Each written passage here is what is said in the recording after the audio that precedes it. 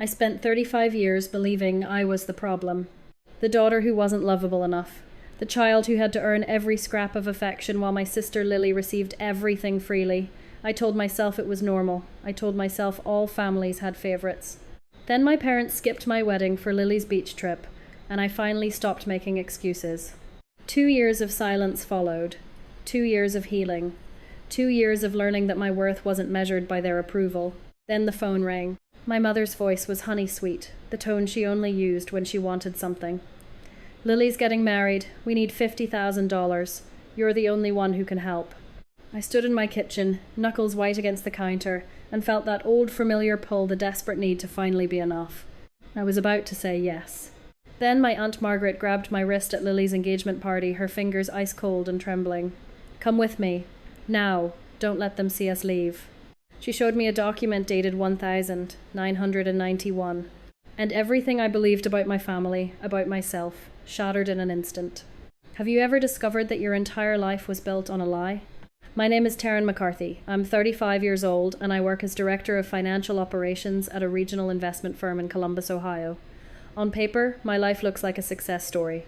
But behind every achievement, there's a girl who spent her whole childhood trying to be worthy of love that was never freely given. I grew up being told I was special. We chose you, my mother Diane would say, whenever I asked why things were different for me than for my younger sister Lily.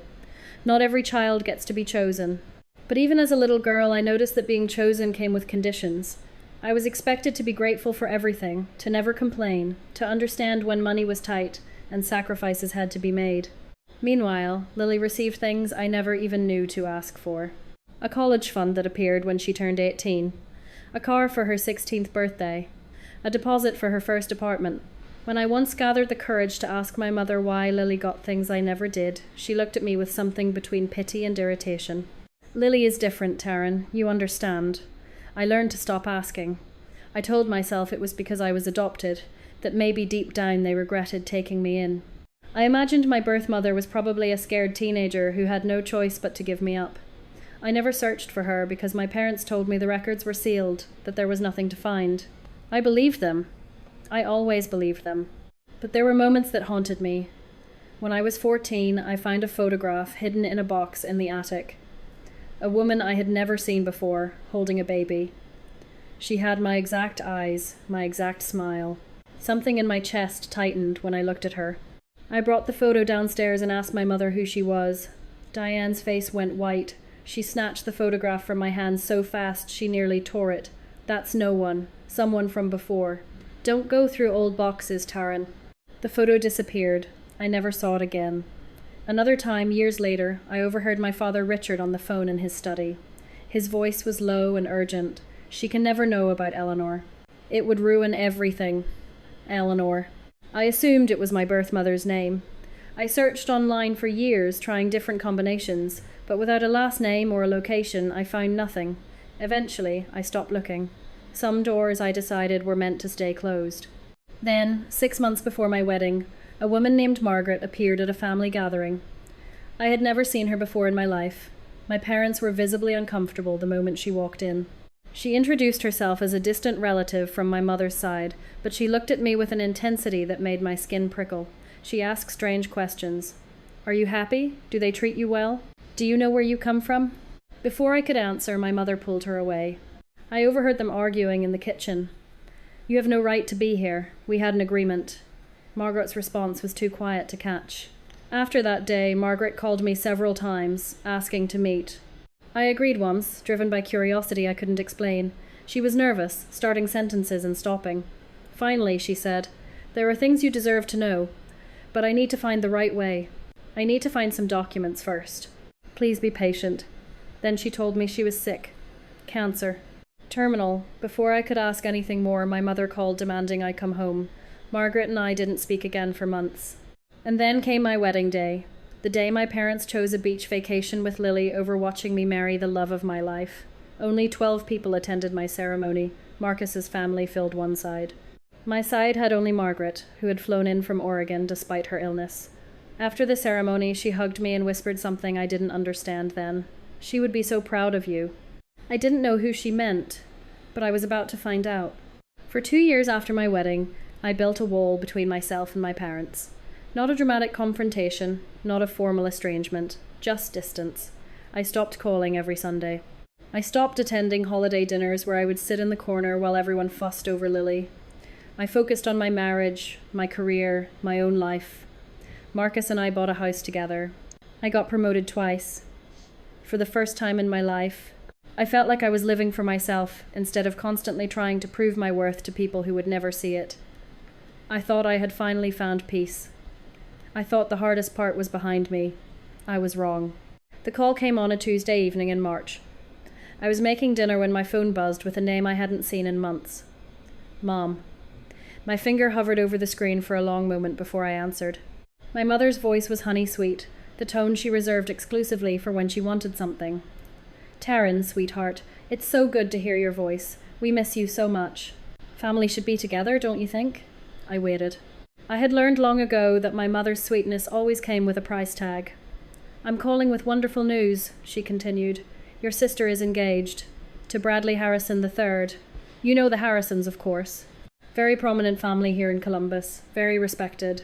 I offered my congratulations, keeping my voice neutral. The wedding is in 3 weeks, my mother said. And we need your help, Taryn. The Harrisons have certain expectations. The wedding needs to be appropriate to their standards. We've calculated the costs, and we're short. We need $50,000. The number hung in the air between us. $50,000. More than I had spent on my entire wedding, the one they couldn't be bothered to attend. You're the only one in the family who has that kind of money, my mother continued. You know we wouldn't ask if it wasn't important. This is Lily's future we're talking about. Her one chance at a really good life. The unspoken message was clear. Refuse. And I would be the ungrateful adopted daughter who destroyed her sister's chance at happiness. I told her I needed to think about it. She sighed heavily, as if my hesitation was a personal betrayal. My father called the next day with the sharper version of the same request.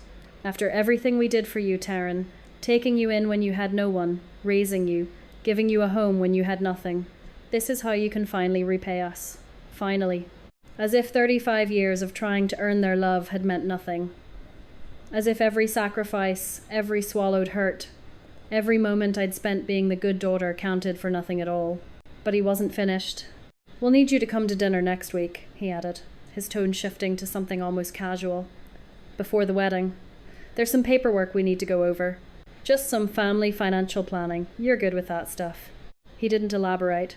I didn't ask. I was too busy processing the $50,000 demand. But something about his tone made me uneasy. It sounded rehearsed, like he was reading from a script he had practiced. When I told Marcus about the calls that night, his reaction was immediate. What paperwork? Why would they need you to sign anything? These are the same people who chose a beach vacation over our wedding, Taryn. You don't owe them a single cent. He was right. I knew he was right. But 35 years of conditioning doesn't dissolve with logic. The guilt was so deeply wired into me that I couldn't separate my own thoughts from the voice in my head that still whispered, I wasn't grateful enough. I wasn't good enough. I owed them everything for simply existing. A few days later, Lily called. I almost didn't answer, but something made me pick up, and I was surprised by what I heard. She didn't sound like the golden child I had grown up resenting. She sounded tired, uncertain. I didn't ask them to call you about money, she said quietly. I just wanted you at my wedding. I know we haven't been close. I know things have been weird, but you're still my sister. There was a pause, and then she asked me something I never expected. Do you ever feel like they're planning your whole life without asking what you want? For a moment I saw her differently. Not the spoiled princess who had gotten everything I was denied, but a woman who had never been allowed to develop her own identity. A woman being steered into a strategic marriage to elevate the family's social standing. Bradley is fine, she continued. He's fine. But sometimes I don't know if I'm marrying him or marrying the life Mom and Dad want for me. Does that make sense? It did. More than she knew. For a brief moment I felt something I hadn't felt toward Lily in years. Sympathy, understanding, maybe even connection. But then she added, if you could help with the money though, it would make things easier. You know how they get when things aren't perfect. And just like that, the moment was gone. Even in her vulnerability, she expected my sacrifice. Some patterns run generations deep. Against Marcus's advice, I agreed to attend the family dinner. I told myself I just wanted to hear them out, to understand what they really needed. I told myself I was strong enough now to say no if I needed to. I was fooling myself. When I arrived at my parents' house, everything looked the same as it always had. The same formal living room, the same family photos on the wall that somehow included very few of me. The same dining table where I had eaten countless meals in silence while Lily chattered about her day. But this time I noticed something new. A folder sitting on the table. Thick, official looking. My father steered the conversation away from it at first, focusing on wedding plans. How wonderful the Harrisons were. How this marriage would elevate the whole family. How proud they were of Lily. Finally, after dinner, he slid the folder toward me. Just some financial paperwork, he said casually. We're restructuring some family assets, and as the eldest daughter, we need your signature on a few things. I opened the folder. My blood went cold. It was an application for a home equity line of credit. On my house, $150,000. I would be the sole borrower. The family would use the money for various expenses. My name, my house, my debt. It's just a formality, my mother said smoothly, leaning forward with that familiar smile. We'll handle the payments. You won't even notice. Think of it as helping the whole family move forward together. My father's hand was on my shoulder. The pen was already uncapped and waiting on the table. Every instinct in my body screamed danger. This was wrong. This was a trap. But my mother was looking at me with that familiar expression, the one that mixed expectation with implied threat. The one that said refusing would prove I was exactly as ungrateful as they always suspected. My hand trembled as I reached for the pen. The doorbell rang. Everyone froze. My father's face went white. Through the window I saw a face I barely recognized. Margaret. She looked gaunt and ill, thinner than when I had last seen her. But her eyes were fierce, determined. She was clutching a large envelope against her chest like it contained something precious. Don't answer that, my father said sharply. There was fear in his voice, real fear, but I was already standing. Something in my gut told me that whoever was on the other side of that door had the answers to questions I'd been afraid to ask my whole life. My mother grabbed my arm. Taryn, sit down. That woman is not welcome in this house. I pulled free, and I walked to the door. I opened the door, and Margaret nearly collapsed into my arms. She was thinner than the last time I had seen her, her skin pale and drawn tight against her bones. But her eyes burned with a fierce determination that seemed to be holding her fragile body together by sheer force of will. She clutched a large manila envelope against her chest like it was the most precious thing she owned. I'm sorry to come like this, she said, her voice hoarse but steady. But I saw your car in the driveway, and I know what they're trying to do to you tonight. Before I could respond, my father appeared behind me. His voice was cold in a way I had never heard before. Margaret, you need to leave, now. We had an agreement. Margaret didn't even look at him. She kept her eyes locked on mine. The agreement was that I would stay quiet as long as they treated you fairly. They never did. And now they're trying to put you $150,000 in debt for a wedding that should have been paid for with your own money 30 years ago. My mother's voice cut through from the dining room, sharp as broken glass. You're dying and delusional. Get out of my house before I call the police. But Margaret ignored her too. She pressed the envelope into my hands. Your whole life you were told you were a stranger they chose to love. That was a lie. Everything in here will explain everything. Please, Taryn. Read it before you sign anything. My father lunged forward, trying to grab the envelope from my hands. I stepped back instinctively, holding it against my chest the same way Margaret had. I'll read it in my car, I said, surprised by how calm my voice sounded. Alone. Then I'll come back inside, and we can discuss whatever needs to be discussed. I walked past my father before he could stop me. I walked past my mother, who stood frozen in the hallway with an expression I had never seen on her face before. Fear. Real, undisguised fear. I walked out into the cool night air and climbed into my car and locked the doors behind me. My hands were shaking so badly I could barely open the envelope. Inside I found a stack of documents that would shatter everything I thought I knew about my life. The first item was a birth certificate. My birth certificate. But it was different from the one I had seen before. Under the line for Mother's name it didn't say unknown or sealed. It said Eleanor Marie O'Brien. I stared at that name for a long time. Eleanor. The name I'd overheard my father say on the phone when I was a teenager. The name I had searched for uselessly, not knowing anything else about her. Now I had a full name, and somehow I knew that everything was about to change. The next item was a photograph. The moment I saw it, my breath stopped. It was the same woman from the attic. The photograph my mother had snatched from my hands when I was 14 and told me was no one. But she wasn't no one. She had my exact eyes, my exact smile. She was holding a baby in her arms, looking down with an expression of pure love. I turned the photo over. Written on the back in faded ink were the words Eleanor and Taryn, 1990. Next was a newspaper clipping from 1992. The headline read, "Local woman dies in highway accident, leaves behind 2-year-old daughter." The article described how Eleanor O'Brien, aged 32, had been killed by a drunk driver on the Pacific Coast Highway. She was survived by her daughter Taryn, aged 2, and her 2 younger sisters, Diane and Margaret. I read that line 3 times. Her 2 younger sisters, Diane and Margaret. Diane, my mother. The woman who had raised me, who had told me I was adopted from an agency, who had made me feel like a burden my entire life. She wasn't my adoptive mother. She was my aunt. And Margaret wasn't some distant relative who had appeared from nowhere. She was my aunt too, my mother's sister, my real mother's sister. The next document was a copy of a will, dated 1991, Eleanor's will. It was written in legal language, but the meaning was clear. Eleanor had left everything she owned to her daughter Taryn to be held in trust until my 18th birthday. Her house in San Diego, her savings accounts, her investment portfolio, all of it. Approximately $300,000 in total. The will named Diane and Richard McCarthy as guardians and trustees, responsible for raising me and protecting my inheritance until I came of age. I flipped to the next documents. Property records showing that Eleanor's house had been sold in 1993. Bank statements showing systematic withdrawals from a trust account over several years until there was nothing left.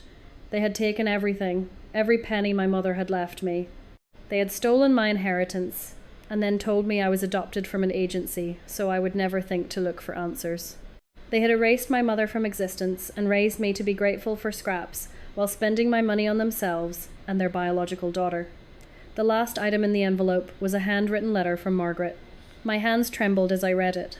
Taryn. Eleanor was my older sister. She was also Diane's older sister. We were 3 girls from the same family. Eleanor was the golden one. Smart, successful, kind. Diane was always jealous of her, even when we were children. When Eleanor died, her will named Diane and Richard as your guardians and trustees. They were supposed to raise you with love and protect your inheritance until you turned 18.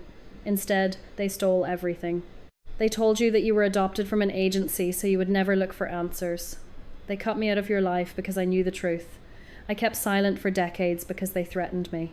They said they would tell you I was crazy, that I was lying, that I was trying to steal you away from your real family. I was young and scared. I moved across the country and tried to forget. But when I got sick, I knew I couldn't die with this secret. Your mother loved you more than anything in this world. She would have given you everything. They took that everything and spent it on themselves. I'm sorry it took me so long to find my courage. Please forgive me. I sat in my car for an hour. I didn't cry. I didn't scream. I felt strangely calm. The kind of calm that comes when your entire foundation has just crumbled into dust and you're still waiting for gravity to notice. Every strange moment of my childhood suddenly made sense. The favoritism toward Lily wasn't about me being adopted. It was about me being a living reminder of the sister Diane had always resented.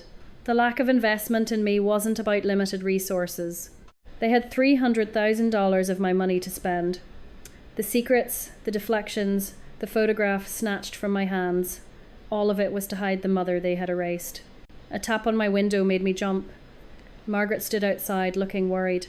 I rolled down the window. "I'm sorry," she said. "I know this is too much. I should have told you years ago." I looked at her, this frail, dying woman who had carried this burden for 3 decades. "How long do you have?" 4 months. "Maybe 6. The doctors aren't optimistic. Is everything in here real? Can it be verified?" She nodded. "The will is on file with the probate court in San Diego County. The property records are public. The bank statements came from Eleanor's files, which I've kept in a storage unit for 30 years. It's all real, Taryn. Every word." I looked back at the house. Through the window, I could see my parents watching us. The people I had spent 35 years calling Mom and Dad. They were waiting for me to come back inside and sign papers that would put me in debt, papers that would let them steal from me again. I started my car. I'm not going back in there tonight. I need time. I need to verify everything. I need to talk to a lawyer, and then I'm going to make sure they answer for what they did. Not with screaming, not with drama, with the truth. Margaret squeezed my hand through the window. Your mother would be so proud. This time, I understood exactly who she meant. I drove away without looking back. My phone buzzed with 17 missed calls before I finally turned it off. The next 2 weeks would be the longest of my life. But when I was ready, I would face them with the truth in my hands. The next 2 weeks were the longest of my life. I didn't sleep more than a few hours each night. But I worked. Every single day. I worked to verify every word Margaret had told me. I hired an estate attorney named Patricia Wellman, a sharp woman in her 60s who had handled hundreds of trust fraud cases. When I showed her the documents, she didn't flinch. She had seen this before. Families destroying each other over money. Trustees betraying the children they were supposed to protect. She told me the facts in plain language. The will was valid, the trust was legally binding, and fraud by a trustee has no statute of limitations when it has been actively concealed. My parents had not simply neglected to tell me about my inheritance. They had lied directly, repeatedly, for 33 years. They had told me I was adopted from an agency. They had destroyed photographs. They had cut off the one person who knew the truth. That wasn't negligence. That was deliberate, calculated fraud. I travelled to San Diego and obtained certified copies of every document from the county probate court. Eleanor's will with the official court seal. Property records showing her house had been sold in 1993. Bank records showing a trust account systematically drained over 5 years. I hired a forensic accountant to calculate what I was owed. With interest and inflation adjustments, the total estimated value was over $650,000. My lawyer drafted a formal demand letter, but before sending it, she asked me a question. Do you want to confront them personally first? Some clients want that closure. Others prefer to let the legal process speak for itself. I thought about it for a long time. Part of me wanted to never see their faces again, but a larger part needed something else. I needed them to know that I knew. I needed to watch their carefully constructed lies crumble in front of witnesses. I want witnesses, I told her. I want to do this in front of people whose opinion they actually care about. I requested a meeting with my parents, but they refused to see me alone. They were too busy with wedding preparations, they said. Fine. If they wouldn't meet me privately, I would come to them publicly. Lily's rehearsal dinner was scheduled for that Friday evening. An intimate gathering at an upscale restaurant with both families present. The Harrisons would be there. The people my parents were so desperate to impress. Perfect. I texted Lily that I would be attending. She responded almost immediately. Are you going to help with the money? Mom and Dad are stressed. I didn't answer. Instead, I prepared. I assembled a folder containing copies of every document, every receipt, every piece of evidence. Certified copies with court stamps and official seals. Documents that could not be dismissed as fabrications. I practiced what I would say. No screaming, no crying. No emotional outbursts that would let them paint me as unstable. Just questions, asked calmly, in front of people whose good opinion my parents valued more than they had ever valued me. Marcus drove me to the restaurant that evening. He offered to come inside, but I told him to wait in the car. This was something I needed to do alone. He squeezed my hand and told me he would be right there when I was finished. The rehearsal dinner was elegant. White tablecloths, expensive wine, fresh flowers on every table. The Harrison family looked polished and expectant.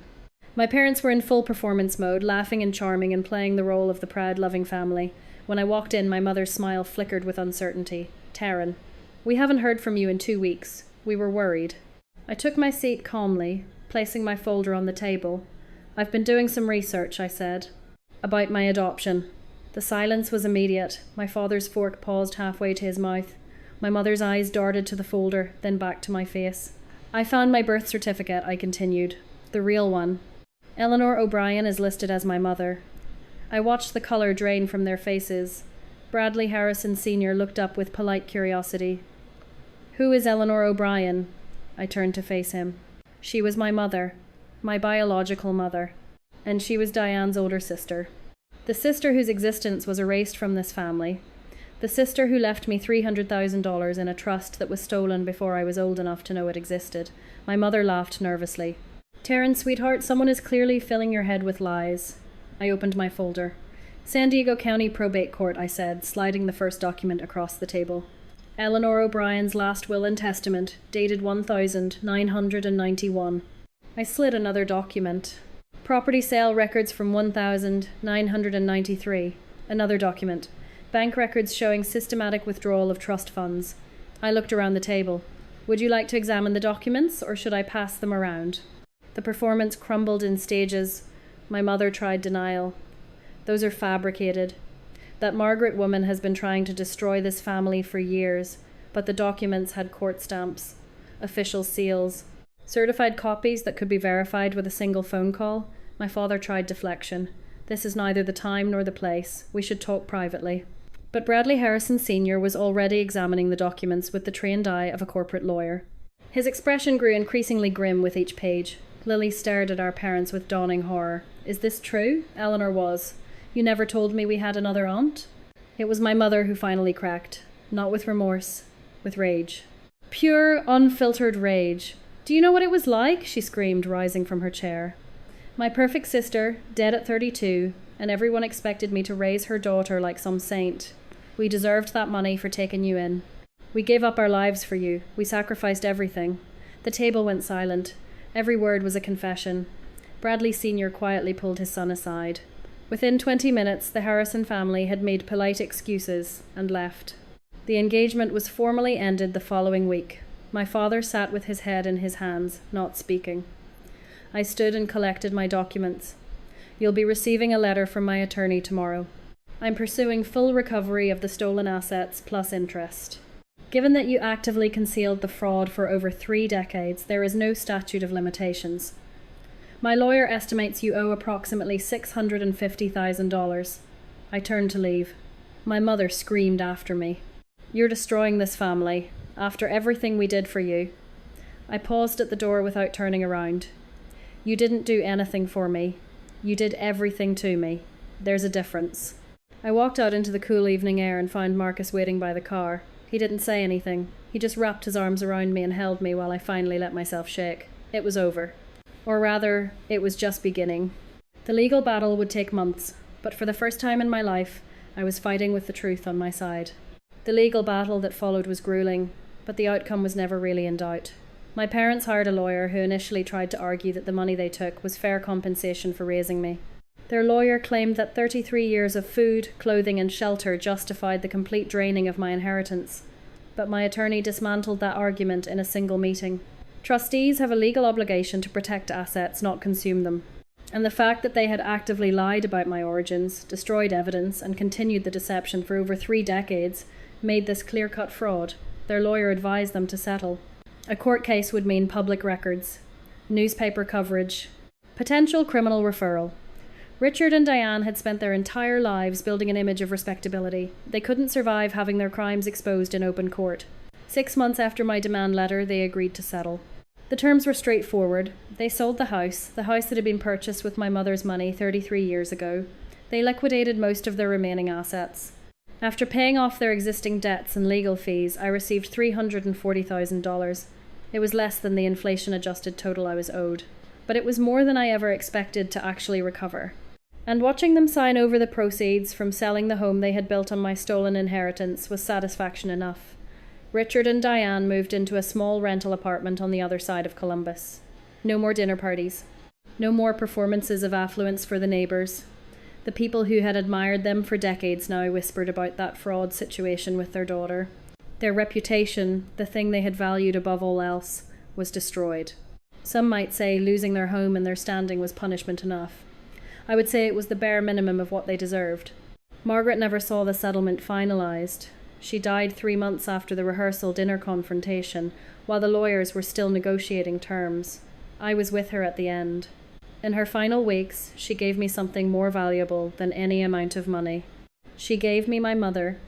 Every day that she had the strength to talk, Margaret told me stories about Eleanor, how she laughed with her whole body, how she was brilliant at her job, but couldn't cook to save her life, how she used to sing off-key while driving, how she had cried with joy when she found out she was pregnant with me. She used to say you were the best thing she ever did, Margaret told me, her voice barely above a whisper.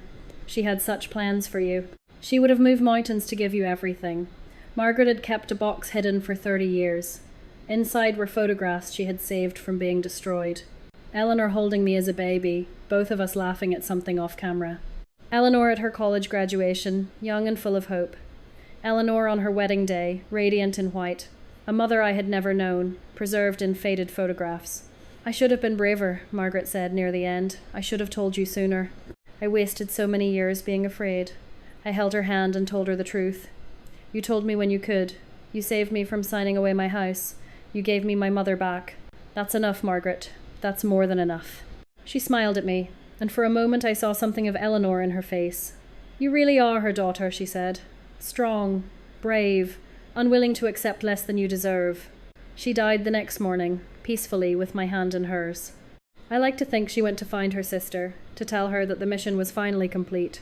My parents cycled through responses in the months after the settlement. First came anger. Richard left a voicemail calling me a thief, saying I had taken everything from them. The irony was apparently lost on him.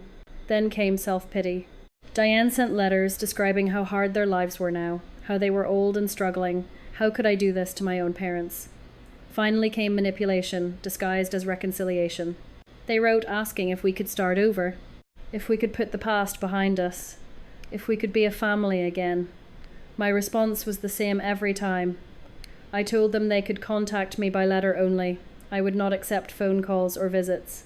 If they wanted any relationship with me, it would begin with a full written acknowledgement of what they had done, and a genuine apology.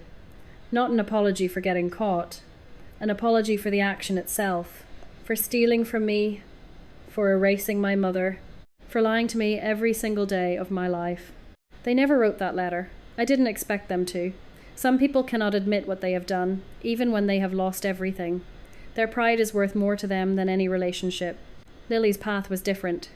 The Harrison engagement ended within a week of the rehearsal dinner. Bradley's family wanted no association with a fraud scandal. Lily was devastated at first, but something in her began to shift. 18 months after everything collapsed, I received a letter from her. It wasn't asking for money, it wasn't making excuses for our parents, it was simply an acknowledgement. I didn't know, she wrote, but I should have noticed how they treated you. I was so focused on what I was getting that I never asked why you weren't getting the same. I'm sorry. I'm not asking you to forgive me. I just needed you to know that I see it now. I didn't respond immediately. But I didn't throw the letter away either. Some doors can stay open a crack. Time would tell if Lily was truly changing or just performing regret. A year after the settlement was finalized, I flew to San Diego. I found my mother's grave in a small cemetery overlooking the Pacific Ocean. The headstone read, Eleanor Marie O'Brien, beloved mother, idolo art o idodor. Someone had kept fresh flowers there for 30 years. Margaret, I realized. Even from 2,000 miles away, she had made sure her sister was never forgotten. I sat by the grave for a long time. I told Eleanor about my life, about Marcus, who loved me without conditions, about the career I had built with no help from anyone, about finally learning the truth. I wish I remembered you, I said. I was only 2 when you died. I don't have any memories, but Margaret told me stories, and now I have your pictures. And I know that I was loved. That's more than I had before. I placed fresh flowers next to the weathered ones and made a silent promise to return every year. I'm going to be okay, Mom. I have a family now, the one I built myself, and I finally know where I came from. That's enough. That's more than enough.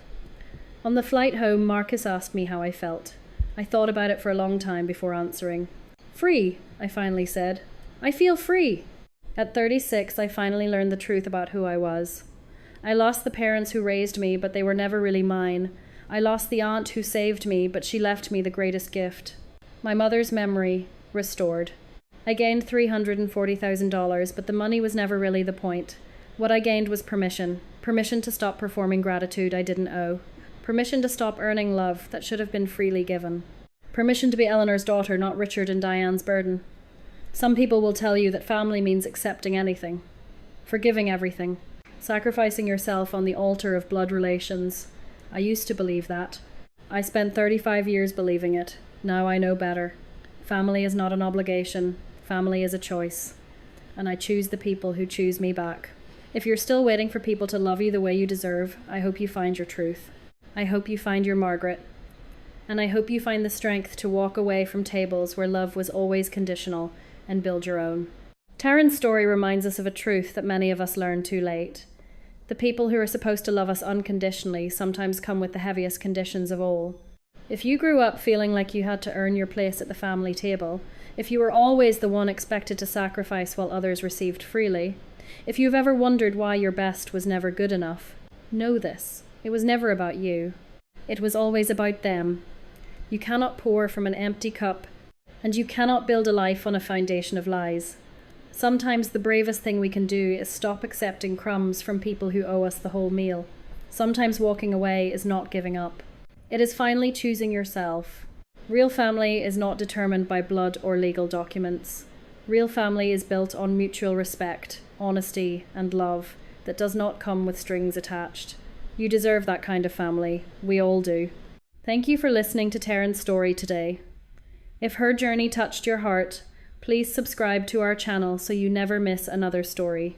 Leave a comment below and tell us, have you ever discovered a family secret that changed everything? We would love to hear from you.